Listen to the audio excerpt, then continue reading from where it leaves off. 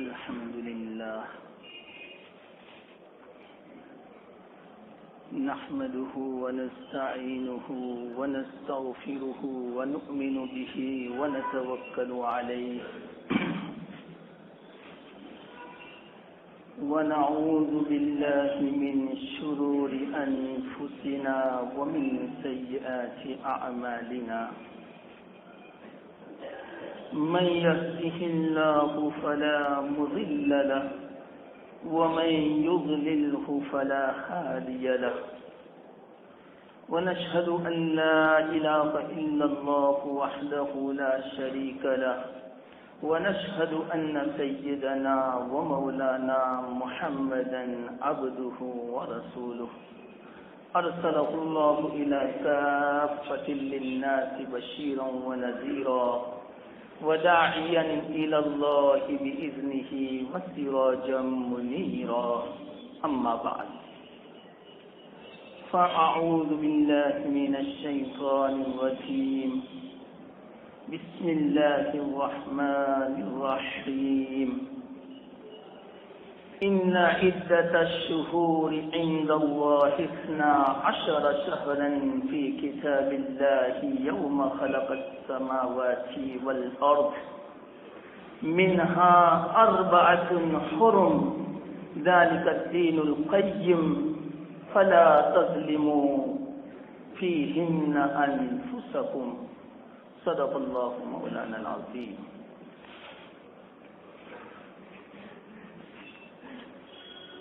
محترم دوستو بزرگوں،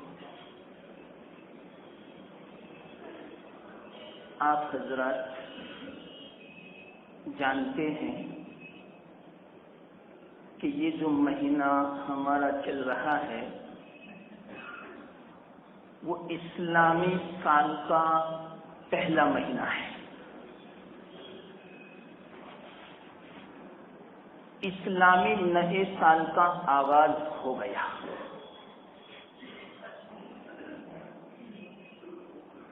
اور عجیب اتفاق کہ آئندہ کل انگریزی نیا سال شروع ہوگا.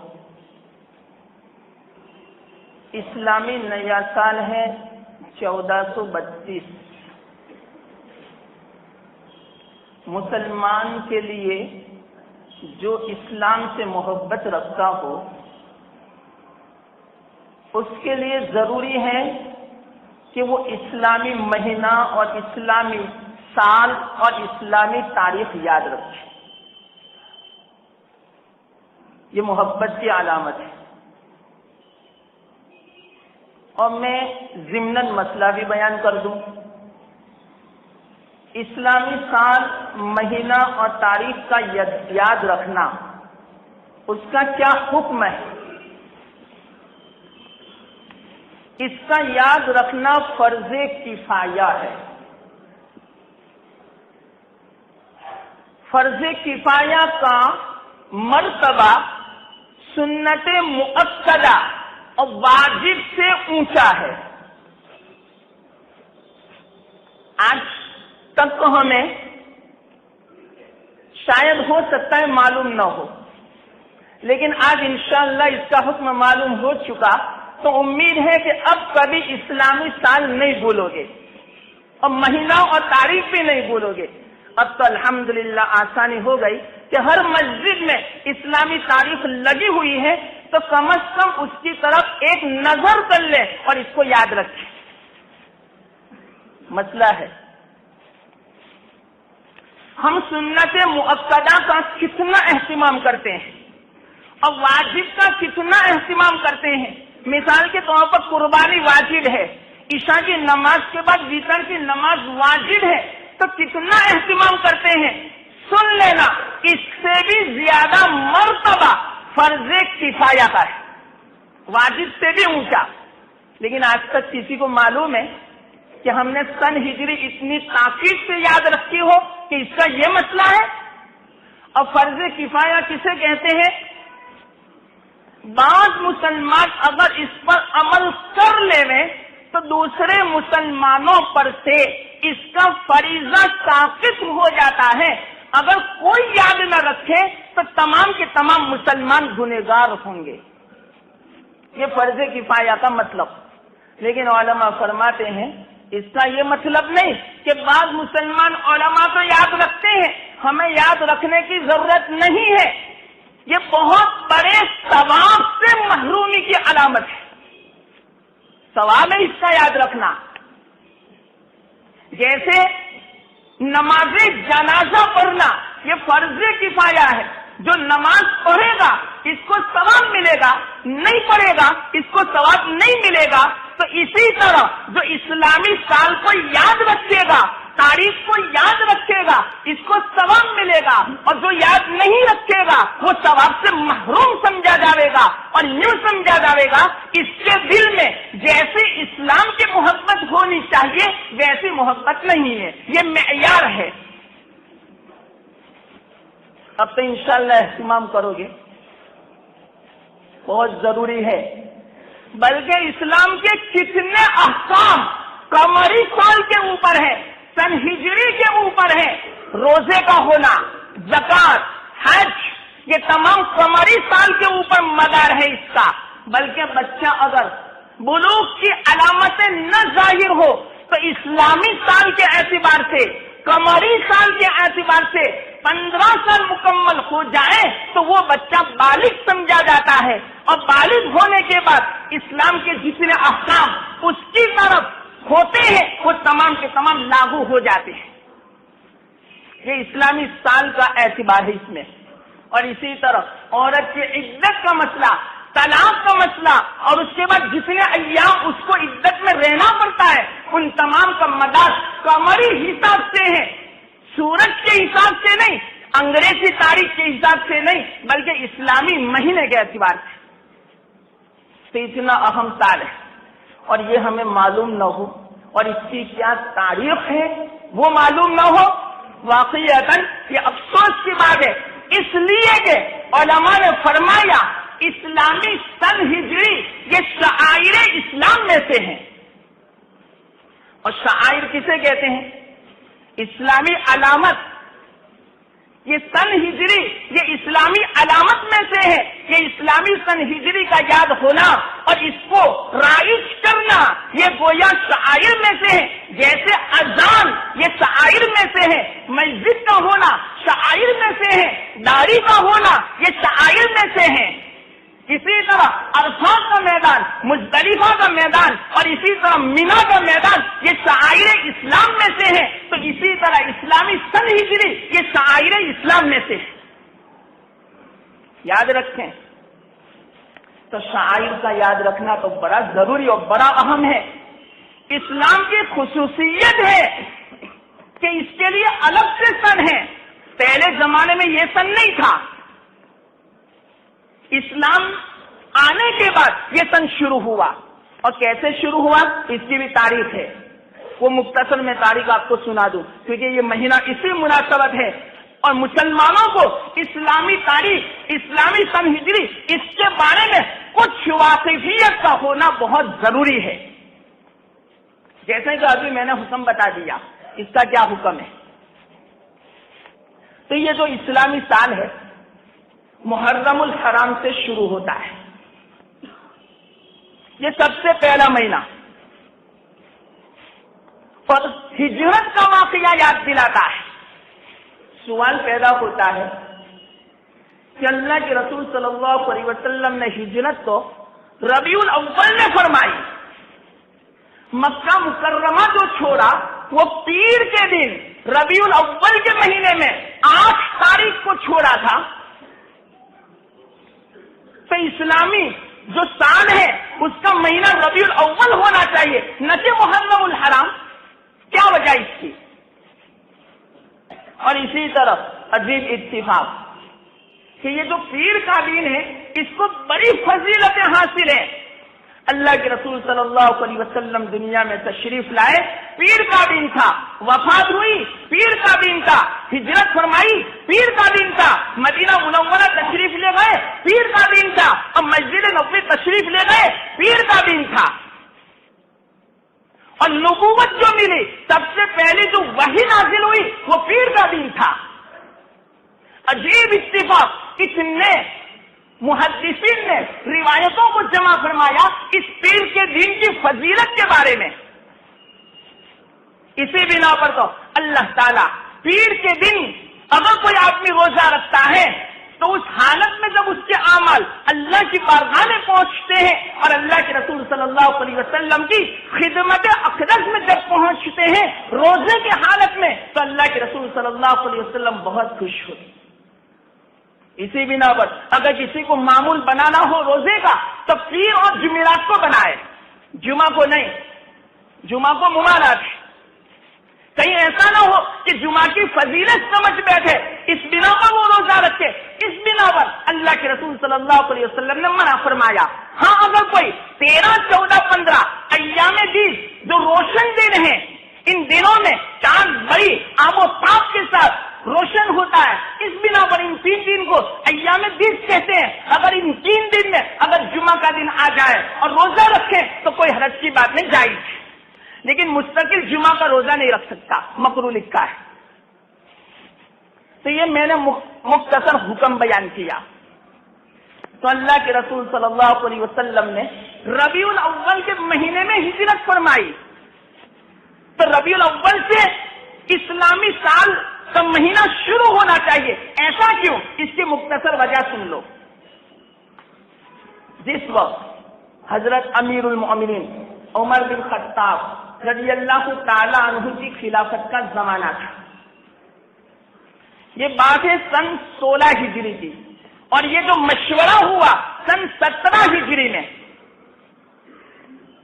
حضرت ابو موسیٰ اشعری رضی اللہ تعالیٰ عنہ نے حضرت عمر کو رضی اللہ تعالیٰ عنہ ایک بات کی طرف توجہ فرمائی اور یوں فرمایا، اے امیر المومنین، آپ کی طرف سے خطوط آتے ہیں، آپ کے فرامین آتے ہیں، لیکن اس میں تاریخ نہیں ہوتی، تو ہمیں پتہ نہیں چلتا کون سا خط پہلے آیا اور کون سا حکم بعد میں آیا. تو حضرت آپ مشورہ کر کے کوئی ایسی تاریخ متعین کر لے کہ جس کی بنا پر یہ خطوط متعین ہو جاوے اور آپ کے فرامین متعین ہو جاوے، آپ اتنی زحمت گوارا فرمائیں. حضرت عمر نے فرمایا، یہ تو بڑی اچھی بات ہے، بڑی اچھی بات کی طرف آپ نے ہمیں توجہ اور متوجہ کیا، توجہ مبذول کی آپ نے، آپ کا شکریہ. فوراً حضرت عمر رضی اللہ تعالیٰ عنہ نے بڑے بڑے صحابہ کو جمع فرمایا اور میٹنگ کی. دیکھو یہ میں اسلامی تاریخ کی مختصر تاریخ سمجھاتا ہوں، مسلمان کو یاد رکھنا ضروری ہے.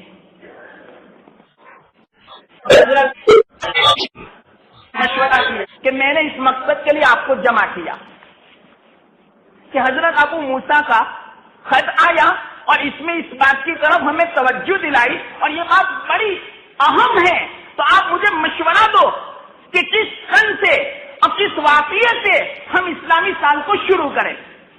تو بعض صحابہ بولے کہ اللہ کے رسول صلی اللہ علیہ وسلم کی ولادت سے اسلامی سال کی ابتدا کریں، اور اس کی وجہ بھی بتلائی کہ جب دنیا میں تشریف لائے اس سے اہم واقعہ کوئی نہیں ہو سکتا دنیا میں، اس بنا پر آپ کی ولادت سے ابتدا ہونی چاہیے اسلامی سال کی.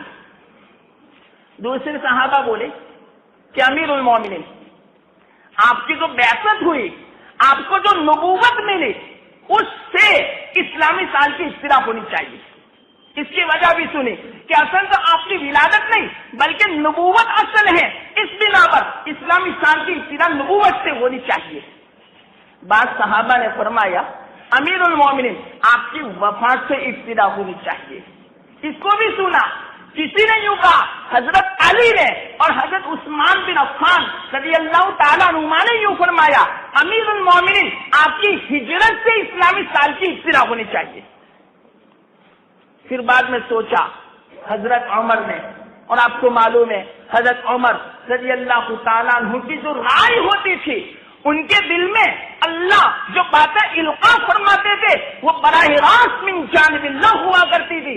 بعض مرتبہ انہوں نے وہ رائے بیان فرمائی اللہ کے رسول صلی اللہ علیہ وسلم کے زمانے میں کہ اس کے بعد اللہ تعالیٰ نے اپنے کلام مجید کی صورت میں وحی نازل فرمائی. ایسی ان کی رائے پختہ تھی اور اتنے دراندیش تھے اور اتنے سمجھدار تھے امیر المومنین حضرت عمر بن خطاب رضی اللہ تعالیٰ عنہ.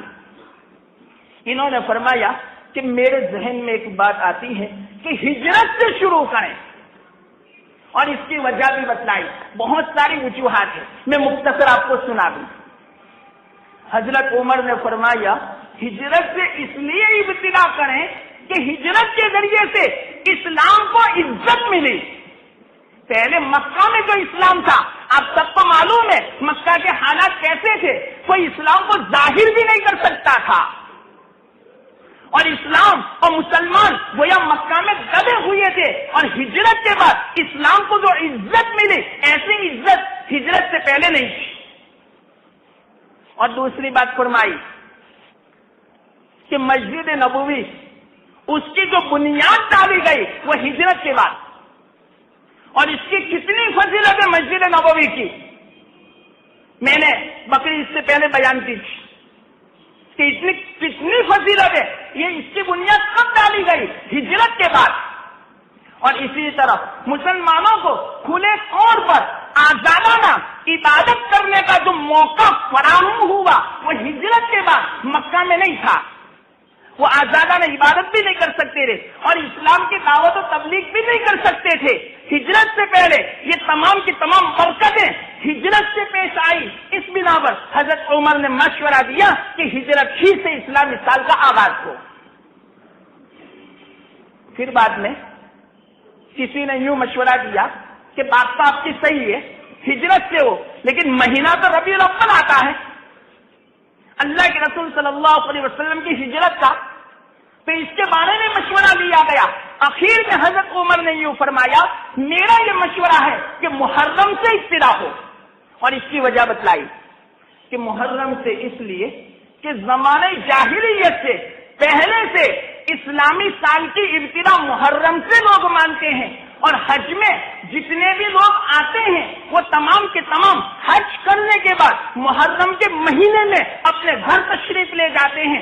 اس بنا پر ان کے لیے ایک نیا سال شروع ہوگا حج کے بعد، اس لیے انہوں نے محرم الحرام کو پہلا مہینہ قرار دیا. یہ مختصر وجہ تاریخ میں نے آپ کو بتائی. اتنا تو آپ یاد رکھو گے انشاءاللہ، امید ہے کبھی نہ بھولیں کہ اسلامی شعائر میں سے ہیں، اس کو یاد رکھنا فرض کفایہ ہے. تو یہ مسئلہ ہو چکا، مختصر میں نے بیان کیا. اب سوال پیدا ہوتا ہے کہ حضرت عمر نے واقعتاً اسلامی جو سال تھا ہجرت سے شروع فرمایا اور محرم سے شروع فرمایا. اب علماء یوں فرماتے اس کی کیا وجہ؟ یہ وجہ تو میں نے صحابہ کی بیان فرمائی، اب علماء کی مختصر وجہ میں بیان کر دوں کہ یہ جو سال ہجرت سے شروع ہوا یہ ہمیں کیا سبق دیتا ہے. آپ حضرات کو معلوم ہے صحابہ کی واقعات آپ بارہا سنیں کہ ہجرت کس حالت میں انہوں نے فرمائی. اپنا گھر بار بھی چھوڑا، مال بھی لٹا دیا، اپنا وطن معلوم کو چھوڑنا پڑا. اللہ کے رسول صلی اللہ علیہ وسلم کو مکہ مکرمہ سے کتنی محبت تھی.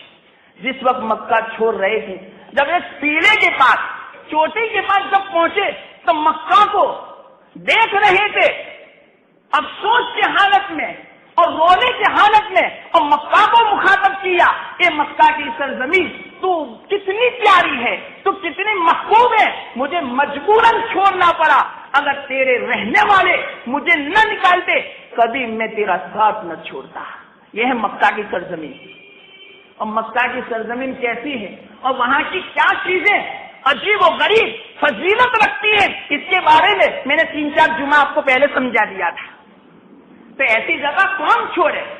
آج بھی کوئی حاجی جب مکہ کو چھوڑتا ہے واقعی آنکھوں سے آنسو نکلے بغیر نہیں رہتے. جس کو صحیح معنوں میں حرمین سے محبت ہوگی کوئی حرمین کو چھوڑنا گوارا نہیں کرتا. اور وہاں جب پہنچ جاتا ہے واقعی نہ اپنا گھر بار یاد آتا ہے نہ بال بچے یاد آتے ہیں. کیا وجہ؟ یہی تو وجہ تھی کہ وہاں پر اللہ کی خاص رحمتیں نازل ہوتی ہیں، وہاں پر خاص برکتیں ہیں. اسی بنا پر علماء نے فرمایا خاص وہاں یہ دعا کرنی چاہیے یا اللہ حرمین کی جو برکتیں ہیں، حرمین کی جو رحمتیں ہیں اس سے مجھے محروم نہ فرمانا بلکہ مجھے مالا مال فرمانا، اور وہ رحمتیں وہ برکتیں پوری زندگی باقی رکھنا۔ اور وہ رحمتیں اور برکتیں باقی رکھنے کا مطلب کیا؟ ہماری پوری زندگی حج کے بعد بالکل اصلاح والی ہو، پاکیزہ ہو، تہذیب والی ہو، شریعت کے مطابق ہو۔ یاد رکھنا اگر حج کے بعد ایسی زندگی ہوگی تو سمجھو آپ کا حج قبول ہے، لیکن اگر حج سے پہلے جیسی زندگی تھی ویسی زندگی حج کے بعد ہوگی وہ حج قابل قبول نہیں سمجھا جائے گا۔ بہت افسوس سے ایک بات میں کہتا ہوں، کسی کے برائی تو میں بیان نہیں کرتا، لیکن ایک افسوس کا اظہار کرتا ہوں جو مجھے حرمین میں بھی بہت افسوس ہوا۔ اکثر میں نے دیکھا وہاں پر دونوں جگہ پر یوں سمجھو 100% میں سے 90%، 90% ایسے تھے کہ جن کی داڑھی نہیں تھی اور جن کا پیر ٹخنے سے نیچے تھا طواف کی حالت میں۔ وہ بیچارہ یوں سمجھتا ہے میں طواف کرتا ہوں، لیکن ان کو معلوم نہیں کہ آپ کا طواف قبول نہیں ہے۔ اللہ حفاظت ہو۔ میں افسوس سے کیوں کہتا ہوں کہ اتنا حج نصیب ہوتا ہے لیکن اپنی زندگی میں کوئی انقلاب نہیں۔ صرف ان کی حالت نہیں بیان کرتا، ہمارے کتنے ہندوستان والے کو بھی یہی حالت ہے کہ حج سے پہلے جو حالت تھی پینٹ پہننے کی اور داڑھی کی، وہی حج کے بعد وہی باقی رہتی ہے۔ تو حج کیا قبول ہوا؟ قبول نہیں ہوا۔ یاد رکھنا مسئلہ۔ اب وہ جو حج کی رحمتیں ہیں وہ برکتیں اس کو نہیں ملی، اتنا پیسہ خرچ کیا، اتنا وقت برباد کیا، لیکن کوئی حاصل نہیں۔ ہاں حج کا فریضہ آپ کے سر پر سے تو اتر گیا، لیکن حج کی جو فضیلتیں، رحمتیں، جو برکتیں وہ نہیں ملی۔ اور حج کا جو فائدہ ہونا چاہیے کہ اپنی زندگی میں انقلاب آئے، وہ انقلاب نہیں آیا تو یوں سمجھو حج سے گویا فوائد سے وہ محروم سمجھا جائے گا۔ اللہ تعالیٰ حفاظت فرمائے اور سب کو صحیح توفیق عطا فرمائے۔ تو حج کا مطلب کیا؟ یہی مطلب ہوا۔ تو اللہ کے رسول صلی اللہ علیہ وسلم جب مکہ مکرمہ کو چھوڑ رہے تھے، کیسی کیفیت تھی، کیسی حالت تھی۔ اللہ کے رسول صلی اللہ علیہ وسلم جو پہاڑ بھی ان کے سامنے جم نہیں سکتا، اتنے صبر والے، لیکن مکہ ان سے چھوٹ نہیں رہا تھا، رو رہے تھے اللہ کے رسول صلی اللہ علیہ وسلم۔ تو آپ ہی بتلاؤ کہ ہجرت کوئی معمولی عمل ہے؟ بڑا کٹھن عمل ہے۔ تو یہ ہجرت ہمیں سبق دیتا ہے کہ اگر ہمارے نفس کے خلاف کوئی کام کرنا پڑے تو اس کو چھوڑنے کے لیے ہم تیار ہیں۔ جب بھی کوئی اسلامی نیا سال شروع ہوتا ہے سب سے پہلے یہ سبق دیتا ہے۔ تو اس مہینے سے ہم نے کیا سبق حاصل کیا؟ کہ ہم نے نفس کے خلاف چھوڑنے کا عزم کیا۔ ہمارے کتنے اعمال ایسے ہیں جو بالکل نفس کے مطابق اور شریعت کے خلاف ہیں، لیکن ایسے مہینے کتنے گزر گئے لیکن ہماری زندگی میں کوئی انقلاب نہیں ہوا۔ بڑے افسوس کی میں بات کہتا ہوں، اور یہ زمانہ بدلتا ہے۔ ابھی 1 سال تھا پورا ہو چکا اور معلوم نہیں کس وقت ہماری موت آ جائے، کوئی کچھ نہیں کہہ سکتا۔ اب اللہ کو ہم کیا منہ دکھائیں گے؟ یہ تو سال بدلتے ہیں، مہینے بدلتے ہیں، یہ سبق لے کر آتے ہیں کہ اپنی زندگی کا سورج کب غروب ہو جاوے کچھ نہیں کہہ سکتے۔ تو ہم اللہ تعالیٰ کو اور اللہ کے رسول صلی اللہ علیہ وسلم کو کیا منہ دکھائیں گے؟ تو اس سال سے اور یہ جو مہینہ شروع ہوا، یہ تو نیا سال شروع ہوا، اس سے ہمیں یہ سبق لینا ہے کہ صحابہ نے سب کچھ چھوڑا، اولاد کو چھوڑا، وطن کو چھوڑا، گھر بار کو چھوڑا، اپنا مال چھوڑا، سب کچھ چھوڑا، لیکن دین نہیں چھوڑا۔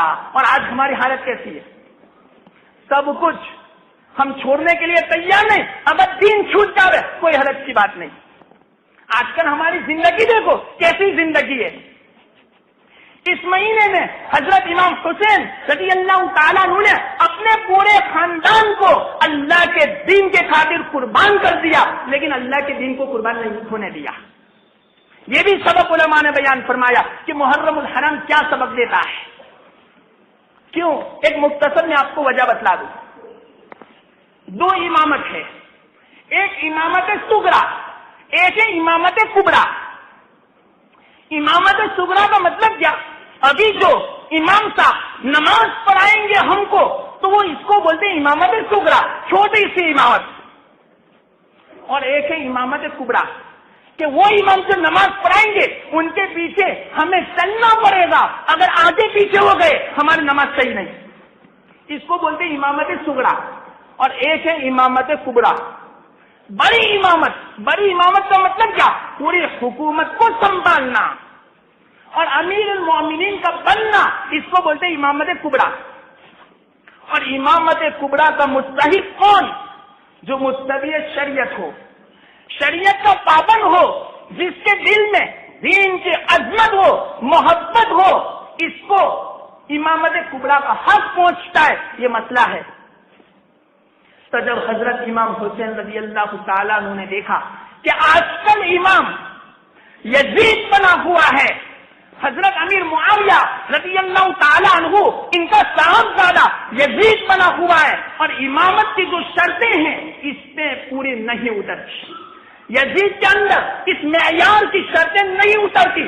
اس لیے امام حسین رضی اللہ تعالیٰ عنہ نے کہا چاہے کچھ بھی ہو جائے میں اس کو اس کی عمارت سے نیچے اتار کے رہوں گا، کہیں ایسا نہ ہو کہ میرے نانا کا دین برباد ہو جائے، چاہے میں برباد ہو جاؤں، میرا خاندان برباد ہو جائے، یہ سب کچھ گوارا ہے، لیکن میرے نانا کا دین برباد ہو یہ گوارا نہیں ہے. ایسے میدان کارزار میں صرف 72 آدمی تھے اور ان میں بچے بھی تھے، عورتیں بھی تھے. ایسے حالات میں اپنی گردن کٹوائی. ظہر کی نماز کا وقت آیا، تمام کے بیچ میں تیروں کی بوچھار میں حضرت امام حسین رضی اللہ تعالیٰ عنہ نے ظہر کی نماز پڑھی. اور آج کل ہماری حالت خود سوچیں، جب دکان کھلی ہوتی ہے تو نماز کے لیے آنا بھاری پڑتا ہے. آفس میں آدمی جب چلا جاتا ہے تو نماز کے لیے آنا مشکل ہو جاتا ہے. حالانکہ یہ مہینہ ہمیں سبق دیتا ہے کچھ بھی ہو جائے، چاہے نفس کے خلاف ہو چاہے دنیا کے خلاف ہو، اسلام کے اصول نہ ٹوٹنے چاہیے. امام حسین رضی اللہ تعالیٰ عنہ نے میدان کارزار میں ظہر کی نماز کا وقت ہوا، ظہر کی نماز کو قضا نہیں ہونے دی، اور بعد میں شہادت کا جام پی لیا، اپنے بچوں کو شہید کروا دیا. کل 72 آدمیوں کو شہید کروایا، لیکن اسلام کو شہید نہیں کرنے دیا. اور آج کل ہماری حالت، ہم بچوں کا خیال کرتے ہیں، بیوی کا خیال کرتے ہیں، اسلام کا خیال نہیں کرتے. اسلام کو قربان کر دیتے، بچوں کی اور ہماری نفسانی خواہش کو قربان نہیں کرتے. حالانکہ یہ مہینہ تو ہمیں سبق دیتا ہے، یہی سبق دیتا ہے کہ نفس کے خلاف کرو. اور سن لینا، اس سال کی ابتدا ہجرت سے ہوئی. اللہ کے رسول صلی اللہ علیہ وسلم ارشاد فرماتے ہیں المہاجر من ہجر نفسہ المجاہد من جاہد نفسہ، او کما قال علیہ الصلوۃ والسلام، کہ صحیح معنوں میں ہجرت کرنے والا وہ آدمی ہے جس نے اپنے نفس کو چھوڑا، صحیح معنوں میں جہاد کرنے والا وہ آدمی ہے جس نے اپنے نفس کے ساتھ جہاد کیا. تو جو ہجرت کرنے کا جو مقصد ہے، اللہ کے رسول صلی اللہ علیہ وسلم نے یہی بیان فرمایا. ابھی اس زمانے میں ہجرت واجب نہیں ہے. ہجرت کا مسئلہ کیا ہے میں مختصر سنا دوں. ہجرت کسے کہتے ہیں؟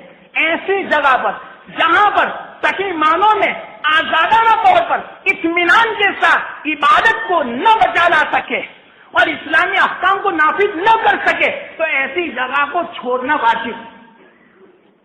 تو مکہ میں معلوم تھا آزادانہ عبادت بھی نہیں کر سکتے تھے، یہ ہجرت کا مسئلہ ہے. اب یہ جگہ ایسی ہے کہ الحمدللہ ہم آزادانہ عبادت بھی کر سکتے ہیں سب کچھ، لیکن ہجرت کیا ہے؟ اپنے نفس کے خواہشات کو چھوڑو. پھر بعد میں علماء فرماتے ہیں کہ جس نے اپنے نفس پر قدم رکھا اور دوسرے قدم پر وہ اللہ تک پہنچ جائے گا.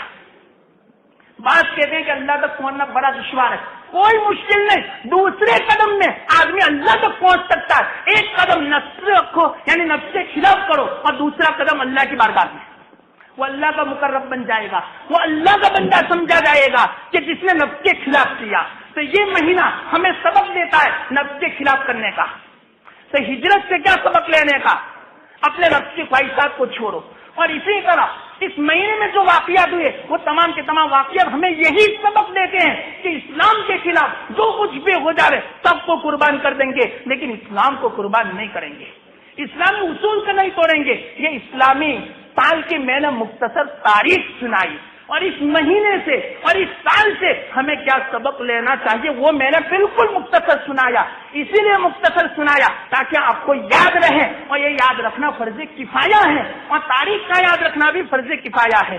اللہ تعالیٰ مجھے آپ کو سب کو عمل کرنے کی توفیق عطا فرمائے. وآخر دعوانا ان الحمد للہ رب العالمین.